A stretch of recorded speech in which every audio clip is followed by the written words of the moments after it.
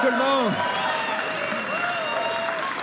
Merci beaucoup tout le monde. Merci Anna, l'amour de ma vie, the mother of my two beautiful children, Valentina and Cruz. And most of all, thank you to the great grassroots conservatives who work and unite here today. And welcome to my hometown of Calgary. Conservatives from all over the country. Who's excited to be in Calgary in January?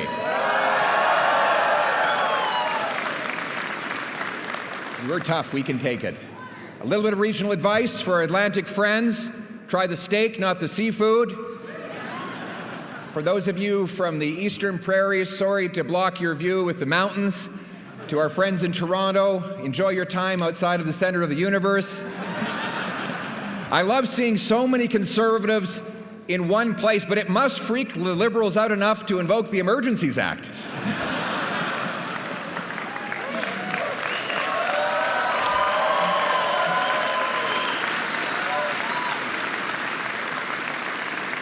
But truly, it's great to be home, in the beating heart of the West, a land filled with treasure, a land of oil and honey. The place that taught me my great values, opportunity as big as the sky, where a handshake and a word is a man's bond, and where a hard day's work is its own sermon. My parents taught me the value of a dollar here in Calgary. My mother could sure stretch one. She's here over there. And she could stretch a dollar, that's for sure. My mother was one of those people who would literally drive clear across town to use one of those coupons to save half price on breakfast. And my dad would have me up at 5 in the morning to deliver newspapers. We weren't rich, but life was good. That was the deal. Work hard, start anywhere, get anywhere. That's what the country promised us all. A hopeful life, a safe home, a full table, a family you love, a flag that united. That's the country that we love.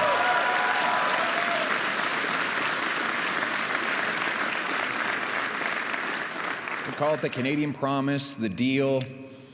The professors might call it the social contract. And the people have kept their part of that bargain, working hard, spending less, following the rules. But unfortunately, the government has not kept its part of the bargain.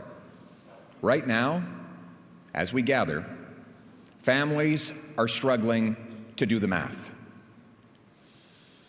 Young people are wondering if they'll ever have a job or a home. Worried parents are sitting at kitchen tables with empty fridges and empty bank accounts. And seniors worry that their savings might not last as long as their days. This Liberal government doesn't just leave people behind, it prices and shuts out youth from homes, workers from jobs, and families from groceries.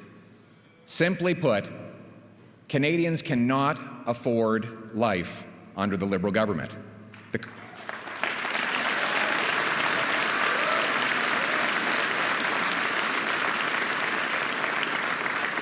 The government is literally the biggest item in a family budget today. It takes up more money than food, clothing, and shelter combined. The cost of government is driving up the cost of living. Taxes and record money-printing deficits are inflating everything. And it's no coincidence, therefore, that as the Liberal government doubled the debt, housing costs and food bank lineups doubled at the very same time. Now, they promised that all these deficits were going to lead to investments. You know, it's kind of like the old magicians who said that they could turn lead into gold. But those deficits never became investments. In fact, Canada has had the worst investment and the worst growth in the G7 over the last 10 years. Amazingly, Canadian citizens, this is an incredible fact, Canadian citizens now open more businesses in the United States of America than they do in their home country. That's elbows out. And taxpayers spend more on federal debt interest than on health care. That's more money for bondholders and bankers than for nurses and doctors. Liberal laws have unleashed crime. Out of control, open borders immigration has overwhelmed healthcare, housing, and job markets. Cancel culture and identity politics divide Canadians. Separatist movements are reawakened. After 10 years of Liberal rule, Canada is more costly and crime-ridden, dangerous and dependent and divided than ever before. Now, Mr. Carney, he promised to change all that. But here we are a year later. What's changed? Sure, the words have changed, the style has changed, but what's changed in your life, really? Well, let's go down the list. The illusion, Mr. Carney said he would spend less. He's spending $90 billion more, and he doubled the deficit that he inherited. The illusion, Mr. Carney said, a country that cannot feed itself has few options. Well, food inflation has doubled under his watch, and it's the worst in the G7. Groceries will cost the average family an almost unimaginable $17,600 this year. That's after-tax money. The illusion, build, baby, build. The reality has been block, baby, block. He hasn't got rid of a single anti-development law or bureaucracy. The no-new pipelines law, still here. And by the way, speaking of pipelines, how many of them are approved? Zero. Il y a 10 ans, avant l'arrivée des libéraux, le contrat social, le deal, c'était qu'en travaillant fort, on pouvait gagner un bon vie, un bon salaire pour s'acheter une belle maison et fonder une famille. Mais aujourd'hui, vivre au Canada coûte plus cher et M. Carney a promis qu'il serait jugé par l'épicerie. Le résultat, le Canada a la pire inflation alimentaire parmi le G7 et la famille moyenne va devoir dépenser presque 18 000 $ pour se nourrir cette année. M. Carney a doublé le déficit qu'il a hérité pendant que vos taxes et vos impôts continuent d'augmenter. Les jeunes ne peuvent plus acheter une maison. Avec les libéraux, le Canada est devenu une nation de locataires, pas une nation de propriétaires. M. Carney a promis du changement, mais bien sûr, il a changé le ton, le style, les mots. Mais depuis qu'il est devenu Premier ministre, est-ce que les choses ont vraiment changé dans votre vie? Est-ce que ça coûte moins cher? Je sais que M. Carney aime bien faire des grands discours autour du monde lorsqu'il force les Canadiens à payer plus ici. C'est clair. M. Carney, c'est un grand parleur ailleurs, mais un petit faiseur chez nous.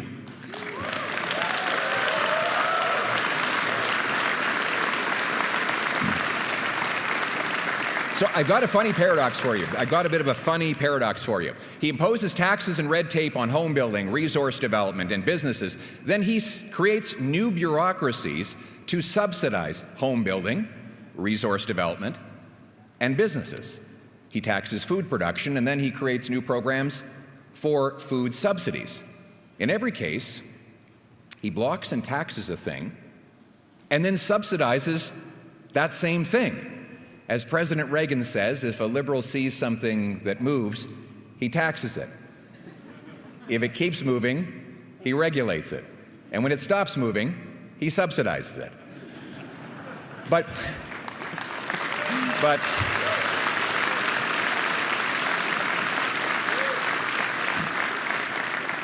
why not just get out of the way and let things move? Well, because then there'd be no role for him. No photo op, no power. If everyone could just get up and do great things without him, he would be less relevant. The government would be less important. This way, you have to give him your money and then come ask for some of it back. And he can claim that he's building the thing that he's blocking. The cost of the benefit is seen in the form of his photo ops and political power, but the cost is paid by the homeowner who can't build a home, the carpenter who never gets a job building it, and the family that never gets to move in, or the entrepreneur who never launches the business, or the senior who, because of all these extra costs, has to choose between eating and heating. These costs are so often unseen. And even more often, so too are the people paying them. But my message to those people who have felt unseen for too long, who are carrying the country on their back and feel underappreciated and overworked, Conservatives see you, and Conservatives will fight for you. Thank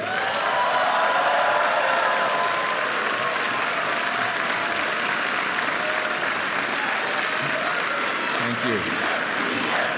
Thank you.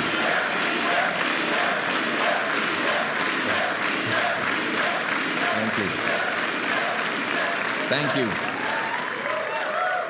The people need the government off their backs, out of their way, and by their sides. And when I become Prime Minister, these great Canadians will not need to ask my permission to succeed.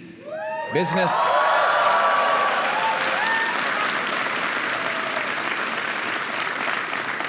will get ahead by having the best product, not the best lobbyist, by pleasing customers, not pleasing politicians. I love you too. Thank you.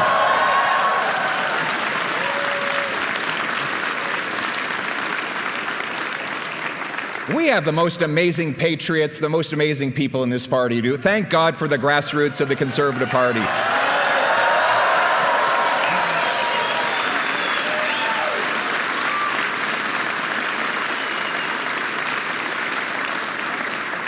And the great people of our country. As I go around and I meet the people of this country, and I spend half my time doing that and half my time on Parliament Hill, it's become very clear to me that the common people, not the ordinary people, the extraordinary people, they have all the wisdom and the virtue to make their own decisions and run their own lives. They don't need to be bossed around by government.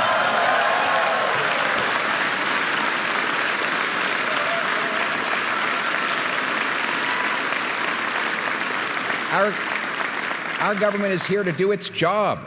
Only the things that people can't do for themselves, not run your life. In fact, if I were starting a new political party from scratch, I'm not. But if I were, it would be called the Mind Your Own Damn Business Party. It would be.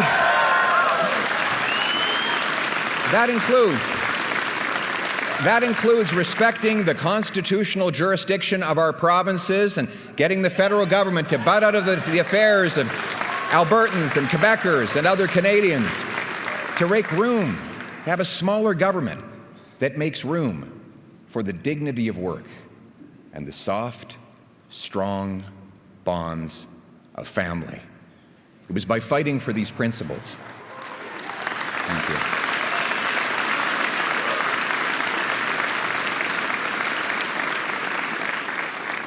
It was by fighting for these principles and giving hope to the common people that we won the most votes in our party's history, 2.5 million more votes and 25 more seats, often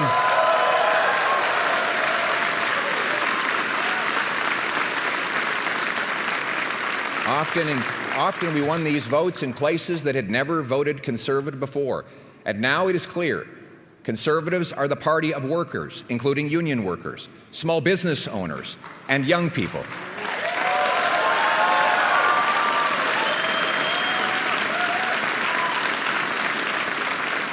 Have you seen the youth delegation at this convention? It is amazing.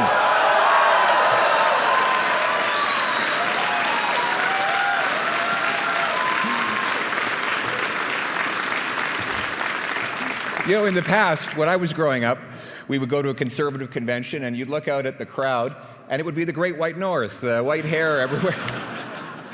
And we love the people with white hair, the wisdom that they share with all of us, but we also need a party that's infused with young people. And on that front, we are the youngest party and the oldest party. In fact, Elections Canada holds a mock vote in the high schools on Election Day, and this year, Conservatives won. We came in first.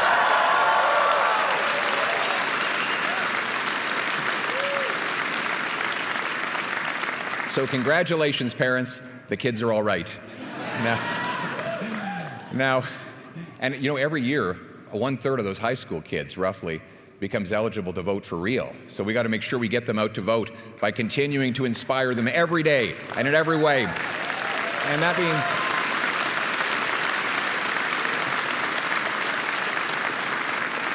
Now, obviously, elections teach us lessons, like, for example, the need to hold earlier and open nominations, to have more local autonomy, to empower our local riding associations, who are the backbone of our organization. And for that, I want to thank all of you in this room who have provided such valuable input in the lead up to and throughout this convention.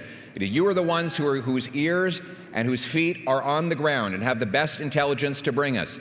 And you have told us many things, but one of the most important lessons I have gained from listening to you throughout this convention is that you told us to ignore the voices who keep telling us to abandon our conservative principles. We will remain true to our principles.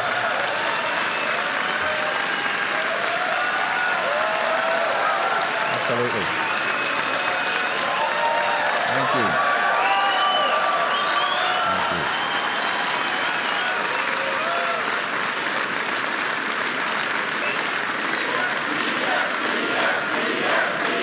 Thank you.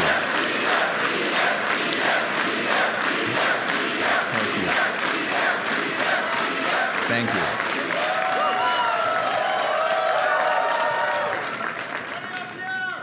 Thank you very much. On the issue of the principles that we hold, we won the debate in the last election on every single one of the big issues. On carbon taxes, inflation, housing, resources, crime, drugs, and soon we will be proven right once again on the wasteful and insane liberal gun grab.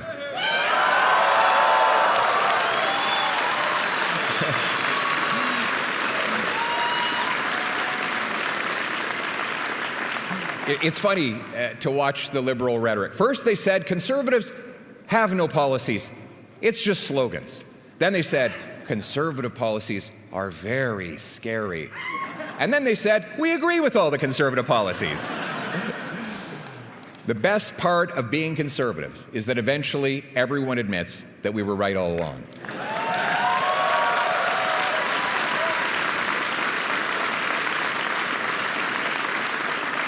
And it's not just the solutions for the past, it's the solutions for the future that we offer the Canadian people that brings so much hope. Policies like an affordable government for an affordable life. You see, stronger take-home pay requires lower taxes. A strong dollar that buys more requires we end inflationary deficits. Both require we cut spending on bureaucracy, consultants, corporate welfare, foreign aid, and handouts to phony refugees. And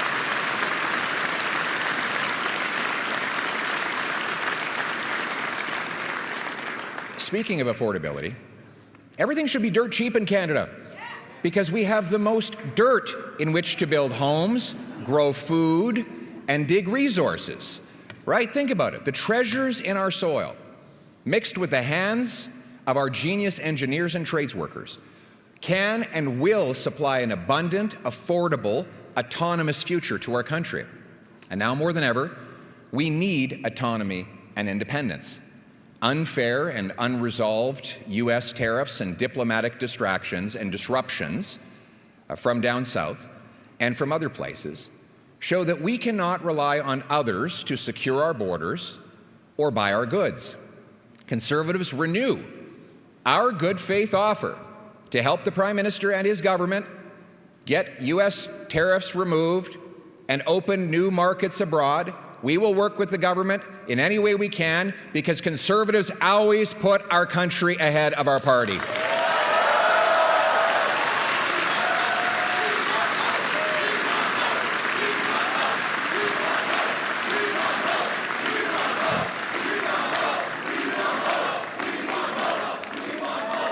In this dangerous and uncertain world, Canadians must stand united so we can stand on our own 2 feet. United and strong, Canadians will bow before no nation anywhere on earth.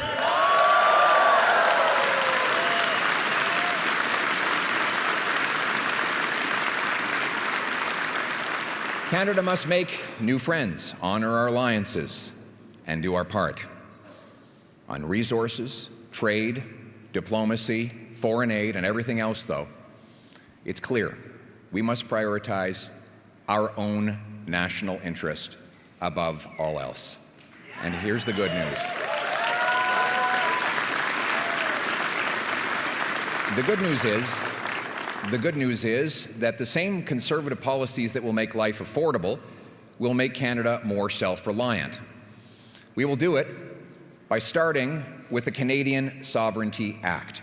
This is a law that will put us back in charge of our lives. It'll bring home the $500 billion of investment that has fled south by ending capital gains tax on reinvestment in Canada.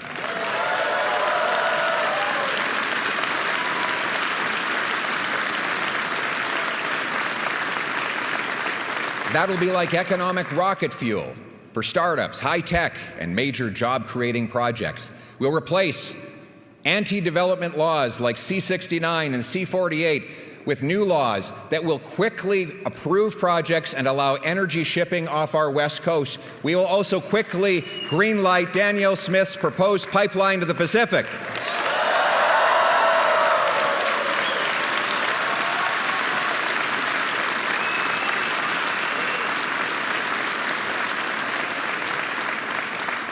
Let me just put this into context.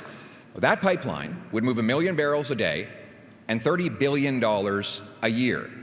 That would be the single biggest increase to overseas exports in Canadian history. And for context, the Liberals now say that they want this strategic partnership with China for a new world order. One pipeline to the Pacific would increase our exports more than all the products that we currently sell to China in a year.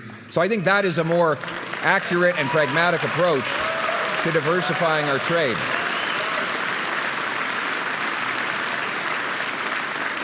We will end the industrial carbon tax so that we can produce more steel, aluminum, and other things that it takes to grow food and build homes.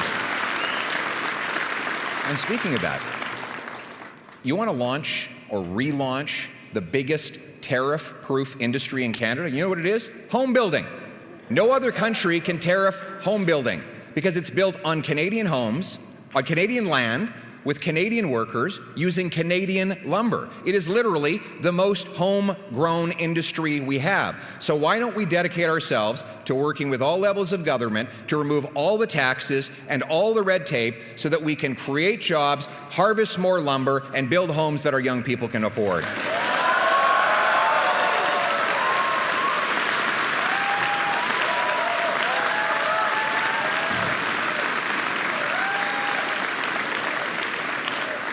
We'll create free trade bonuses for our provinces to open up markets to the rest of Canada.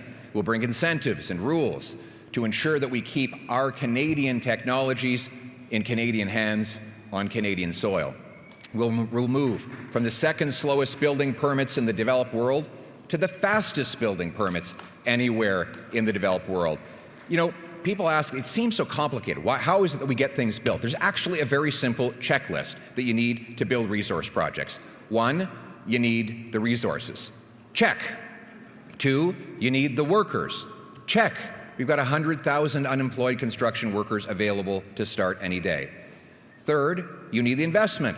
Check. We've got massive pension funds that are literally investing hundreds of billions of our savings in other countries where they can get things built. So the 4th thing is the only thing missing. It's the federal government permits. They are among the slowest in the world. We need to check mark this box so that we can get the federal government out of the way, get the permits so we can get shovels in ground, and that's what we will do.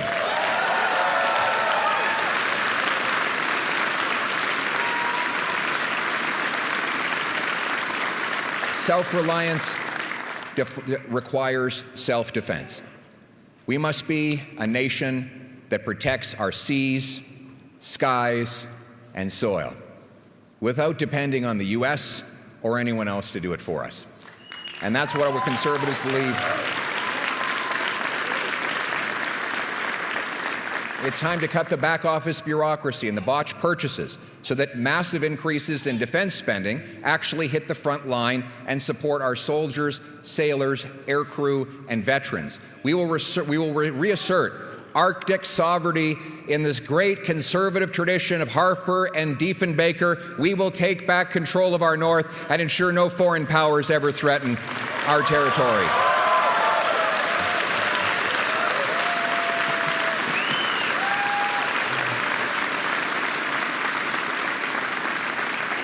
New bases in Iqaluit. You know, we have no bases in the north right now, in the Arctic north today. We haven't had any since the Cold War. We will open new bases in Iqaluit, Churchill, and Nunavik. 4 rather than 2 new icebreakers will break open that ice and open up new passageways for Canadians. We will speed up the purchases of new tactical submarines. I think my little girl wants to be a submarine sailor. She's very excited by that idea. So I think she's tired of hearing Daddy's speech, though, so we lost her. We will speed up purchases of new submarines, tactical helicopters, satellite ground stations, over-the-top radar, and we will quickly add an arsenal of drones that will cover more territory at lower costs and less risk to Canadian life so that we are ready for the future of warfare.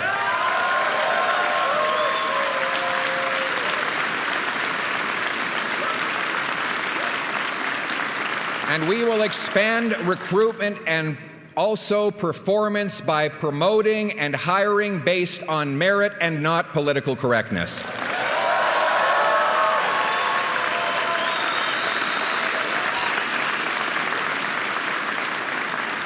Our forces will be guided by a warrior culture, and our government will be dedicated to its first responsibility, which is to take care of our precious veterans. They fought for us, and we will always fight for them.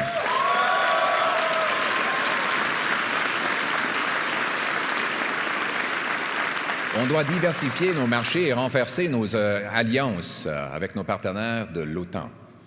On doit combattre les tarifs américains et faire ce qu'on peut pour avoir une entente sans tarifs avec les États-Unis. Et oui, les conservateurs sont prêts à travailler avec M. Carney et son gouvernement pour trouver des nouveaux marchés et pour éliminer les tarifs américains. Mais on ne peut plus dépendre les autres. C'est pour ça que je propose la loi sur la souveraineté qui va nous permettre d'exploiter nos ressources naturelles, de ramener la production ici au Canada avec des emplois payants et un dollar et un pouvoir d'achat plus fort pour qu'on puisse être vraiment, véritablement et finalement maître chez nous. Thank you.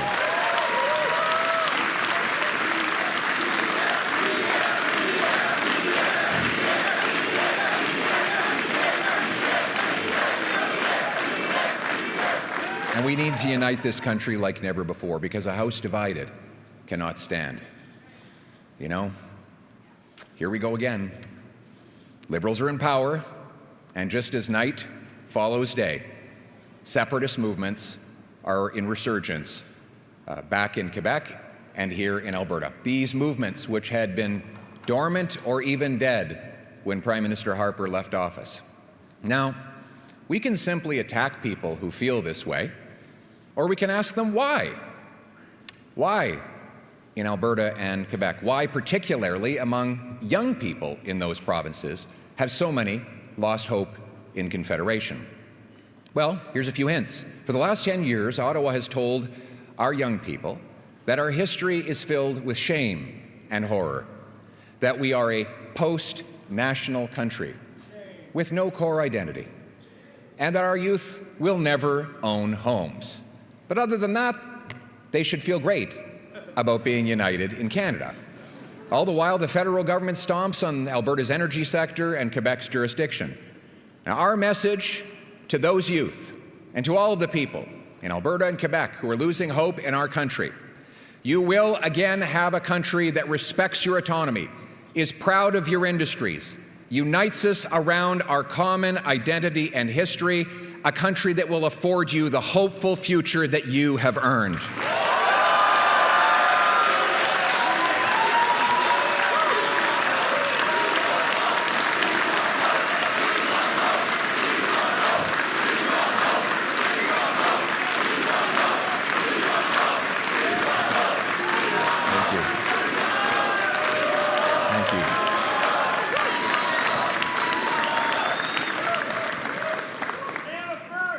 You You know, it's incredible that when there's never been a referendum crisis or a national unity crisis when Conservatives have been in power. It's an interesting coincidence, isn't it?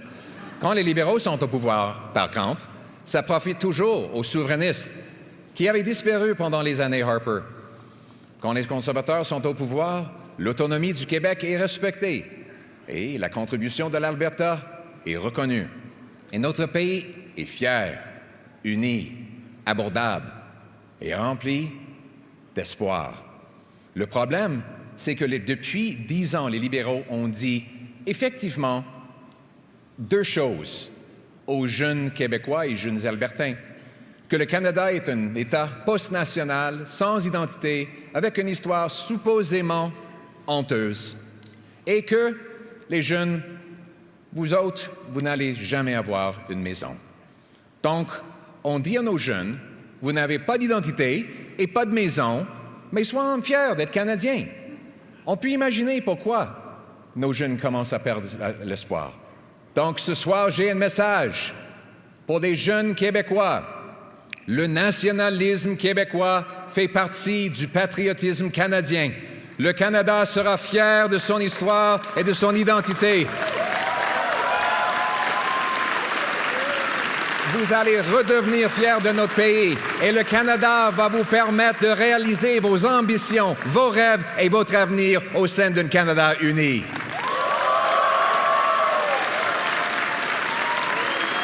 Merci.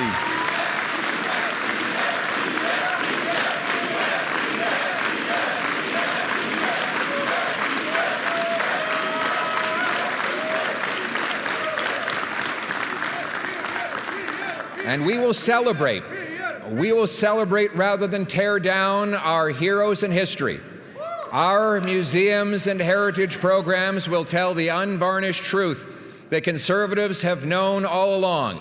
This is the greatest country on earth precisely because of the goodness of those people who came here and sacrificed before us.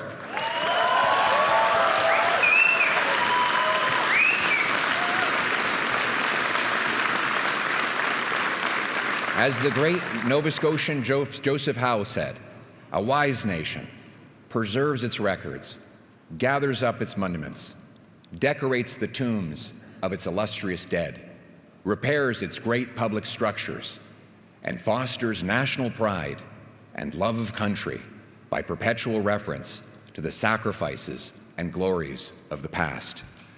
Uniting around our common history will heal the divisions. We want a nation where all of us are equal, a nation that is colorblind. We want a nation with no more hyphens, no more group labels. We are all Canadians, Canadians in our heart, Canadians in every single way.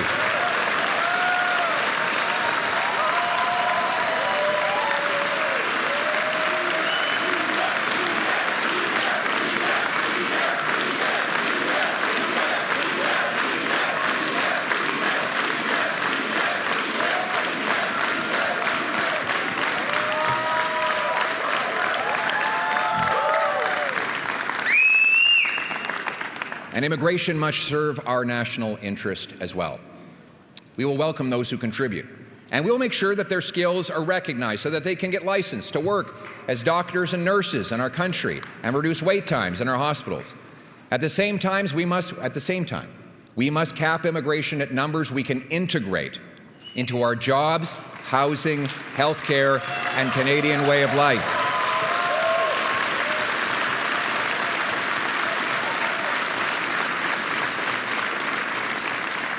We will deport criminals, end fraud, end abuse and handouts to phony refugees. We will no longer allow foreign conflicts to spill onto our streets.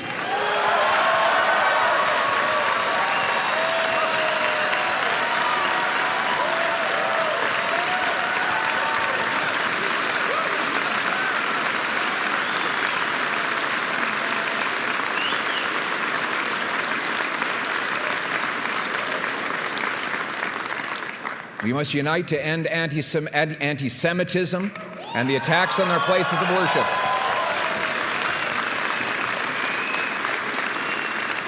and stand with our Jewish friends and neighbors who are under attack like never before. We want Jews to feel comfortable and safe. They should be able to wear the Star of David, put up the mezuzah, and wear a kippah everywhere and be proudly Jewish all around.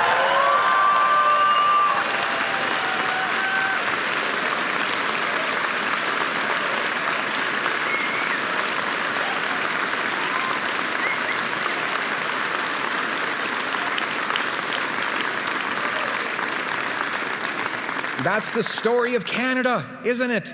It's incredible. Protestants and Catholics teared each other's eyeballs out for hundreds of years on the other side of the pond, and they came here and got along. Yes, we squabble. Yes, we get on each other's nerves, but we don't fight each other because of religious or sectoral differences. We get along with our next-door neighbors regardless of where their grandparents live. When newcomers arrive in this country, just as it has always been, we will ensure that they leave differences at the doors.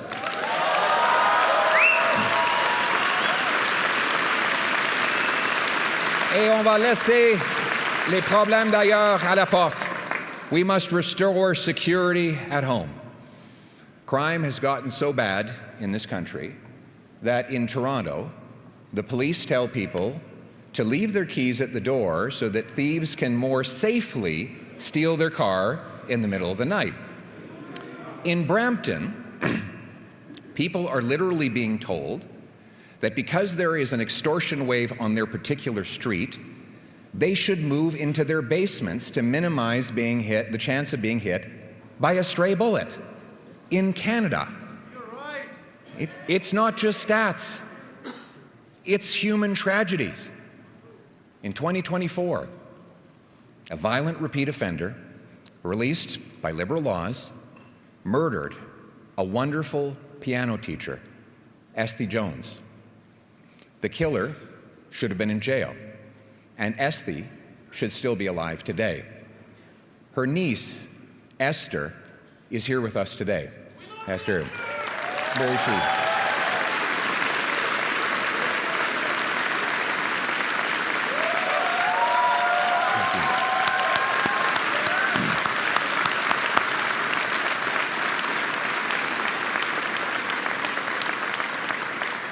She decided to turn this terrible strategy into action, this terrible tragedy into real change. She joined our party and testified in a parliamentary committee against catch and release liberal laws. And together with her, together with you, Esther, we will work to pass laws requiring that anyone convicted of 3 serious offenses will have a minimum of 10 years in prison with no jail, parole, probation, or house arrest.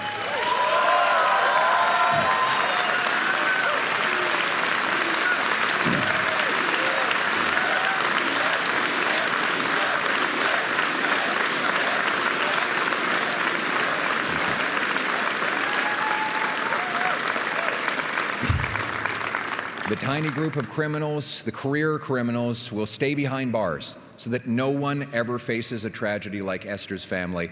And I can tell you, Esther, that your wonderful aunt will have an incredible legacy because her story will inspire us to take the action that will save so many other lives. Thank you, and God bless your beautiful family.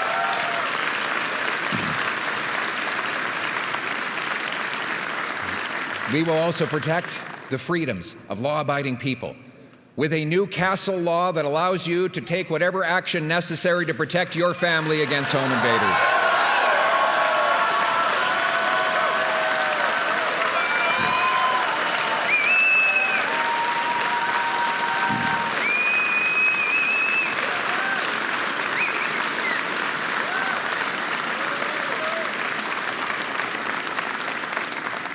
We will do so also by protecting the rights of law-abiding firearms owners, stopping the liberal gun grab,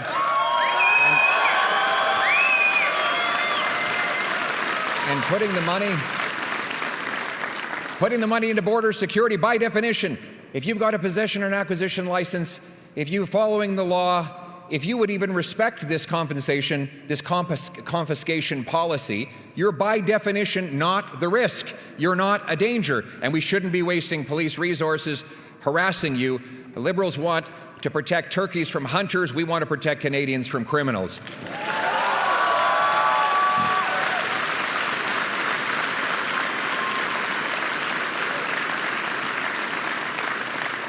And we will protect your religious freedom. We will stop the Liberals from censoring politically incorrect Bible verses. You will have the ability to worship God in your own way.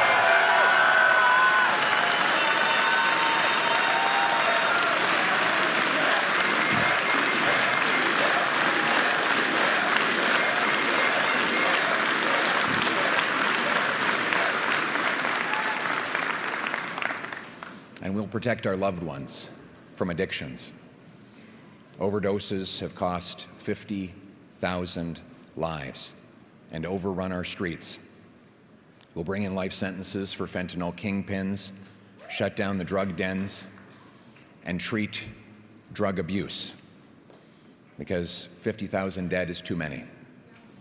Let me tell you.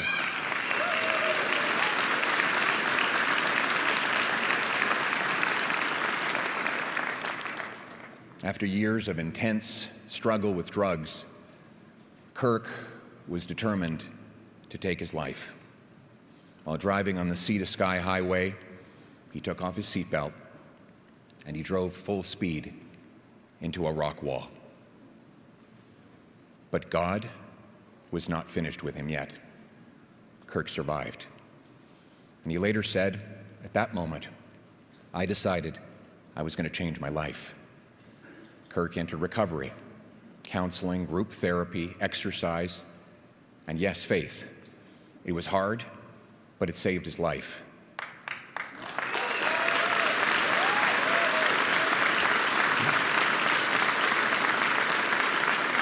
And he has since become a chef at the same treatment center. He makes a mean steak, which he's promised to let me try. He's also the CEO of Probiotic Sodas and has 6 employees. He will soon be marrying his beautiful fiancée, and both of them are here with us tonight. Give them a big round of applause. Way to go, buddy.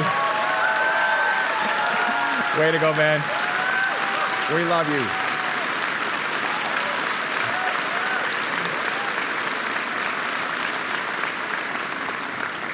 You know, when I go to these treatment facilities, I love to go and meet with mostly the young men who are in those places, turning their lives around. And I walk in and I say, I'm not here because you need me. I'm here because, frankly, I'm here because I need you. Canada has a job for you to do. You need to get better and go out and pull the next guy off the street. And he's going to come in and get better, and he'll go back out and pull the next guy off the street, and we're going to keep doing that again and again till every last one of our brothers and sisters is back on their feet. So hang on, have hope. Help is on the way. Hope. That's really the theme of this convention and this evening. Hope is on the way for our people as well. But hope is not just a comforting blanket. Hope is the knowledge that your work will fulfill your purpose, your why.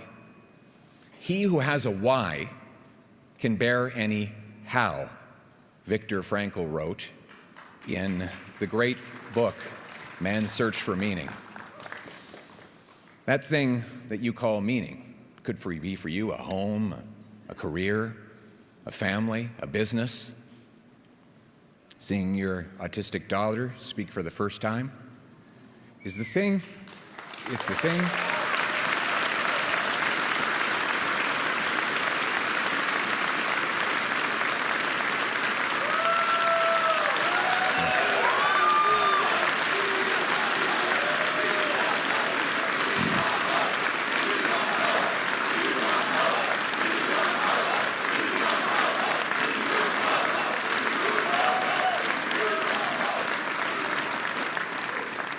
That meaning is the thing that keeps people fighting on through hardship.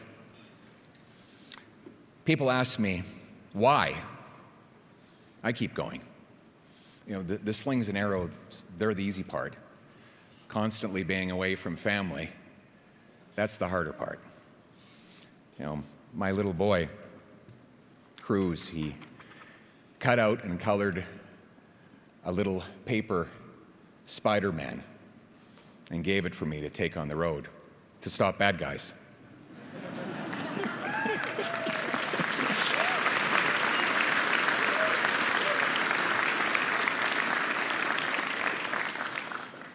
I look at it when I'm in the hotel room, sometimes late at night. It makes me smile.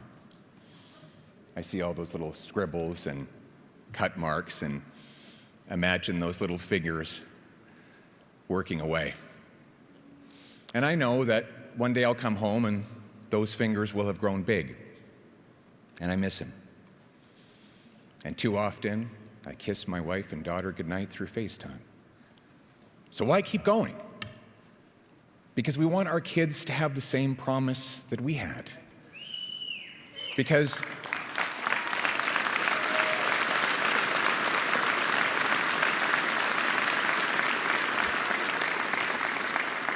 we want them to know that when you care about something, you work for it. When you believe in something, you fight for it. And most of all, when you start something, you never give up.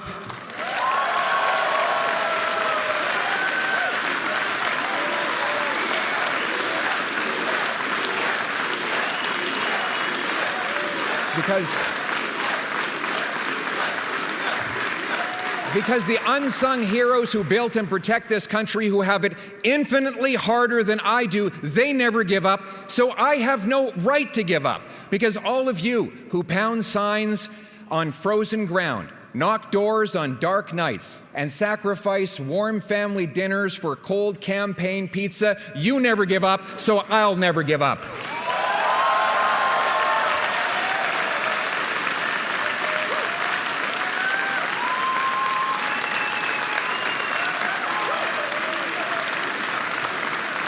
Because the young couple scrimping to start a family, and the single mother fighting each day to feed her kids, they never give up, so that we never give up. Because the Canadian Pacific Railway workers who pounded spikes into frozen ground and forged steel ribbon that united East and West, they never gave up, so we never gave up. Because the Canadian teenagers living in frozen, rat-infested trenches who had it infinitely harder than we do, they fought on, they never gave up, and they won wars, so that we will never give up on our country in these times. Comme Canadiens.